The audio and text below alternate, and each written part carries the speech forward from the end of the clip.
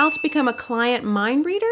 Well, it takes a lot of practice. But if you can master the thoughts of your client or read in between the lines of what they're saying, you will ultimately impress them beyond their wildest dreams and they will trust you for life. So whether you're a video editor or a graphic designer or any visual creative, I've got 5 tips to help you become a mind reading master for your clients. Let's dive in. Tip number 1 is all about communication. And a big part of communication is asking the right questions. What's the goal of the project? What are you trying to do? How much creative freedom do I have? Do you have an established brand that I'm trying to match with? If so, what is that? What is your mission statement? Are you inspired by anything visually that I should be aiming for? Clients, at least in my line of work, want to be seen and they want to be heard, of course. But most importantly, they want to feel taken care of. They want to know that they can trust you to take their brand to the next level. It's so very often that I hear, well, you're the expert, so I'll let you do your magic.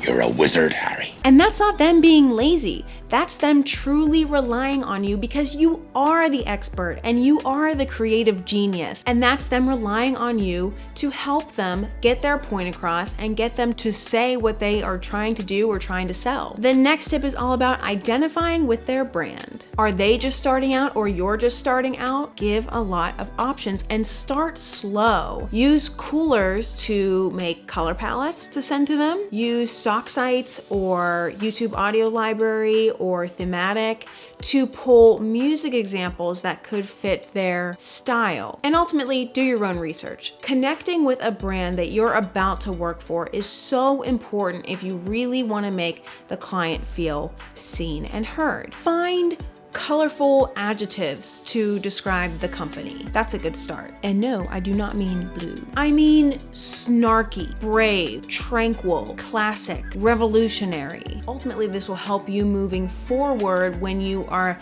developing the style, developing colors maybe, developing how you're going to go about the creation process for that client. For more help on branding for clients, check out this video here, where I go over my process that I use on the daily anytime I am working on the creative for my clients. Tip number 3 is my favorite tip, and it is context clues. Context clues are hints found within a sentence, paragraph, or passage that a reader can use to understand the meanings of new or unfamiliar words. Now, I use context clues in my daily life, and I'm sure I am not using the right word here. Maybe some refer to it as reading the room. Really, what I refer to it as is mind reading. Maybe it comes from a long life of being a listener rather than a talker. But at the same time, positive visualization and letting creativity come to you as you're listening to the client or whoever you're letting speak. Letting creativity come to you and spark visual images that inspire you in your creative process with them. And this may be based off what the client is or isn't saying. It takes a lot of practice. For me, I think it has developed from not only my life as a creator, but also my entire young life. I grew up as a quiet listener of other people.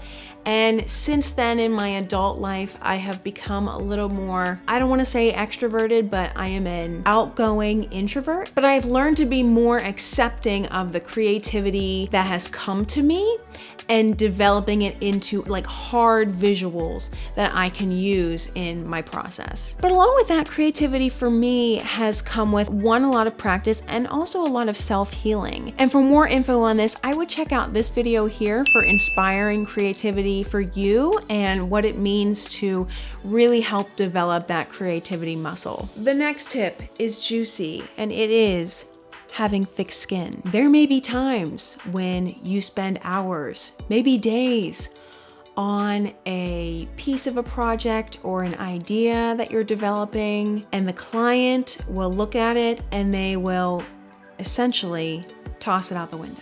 And you have to pretend that is okay. You have to pretend like you didn't just put your heart and soul and all of the creativity skill into that project. Because at the end of the day, while you are working with them, the ultimate final outcome is not your creative decision. It's important to not only be able to quickly pick yourself up after something like that happens, or to create something that you do not feel connected to at all, but to do it with a smile on your face and with the same enthusiasm that you started the project with. And the next tip is titled, If All Else Fails. Ask for specific examples. While client mind reading is important, it is almost impossible if the client has zero feedback to give. For example, I recently had a client who was looking for a specific logo reveal, like a little video bumper of their logo. I sent him sample after sample after sample, and his only response was, sorry, we don't like it, or it's not what we're looking for, or it doesn't have the wow factor. If it's not what you are looking for, then what the Colleen, roll it back. In the case that they have zero feedback to give, you may need to instruct them to give you examples of what they are looking for. They may not be saying it, but they have to have something in their minds that they are comparing it to for them to say, no, we don't like it, and not give any feedback. So then your job becomes fishing it out of them what they are looking for.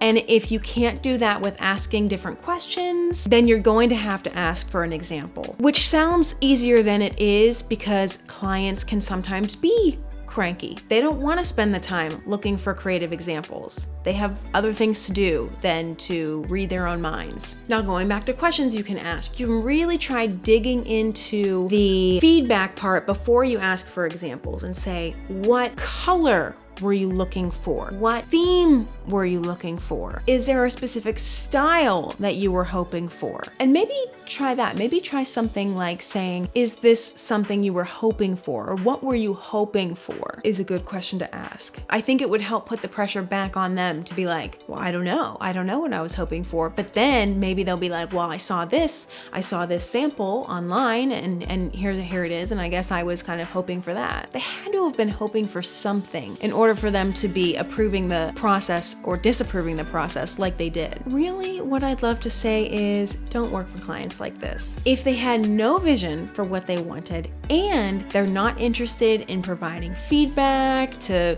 kick the project into a different direction, it's almost like, why did you pay someone to do this project for you anyways? You didn't even know what you wanted. Of course, those clients cannot always be avoided, and sometimes you don't know those clients until you work with them. But in the future, I would not necessarily continue working with them unless you can move through this hurdle and establish a better feedback system. But they're pretty much the opposite of an ideal client, so I would just say, don't waste your time. Since you made it this far, go ahead and hit that like button below there or over there, wherever it is. And comment below, what is your worst client experience that you have dealt with in the past or are dealing with right now?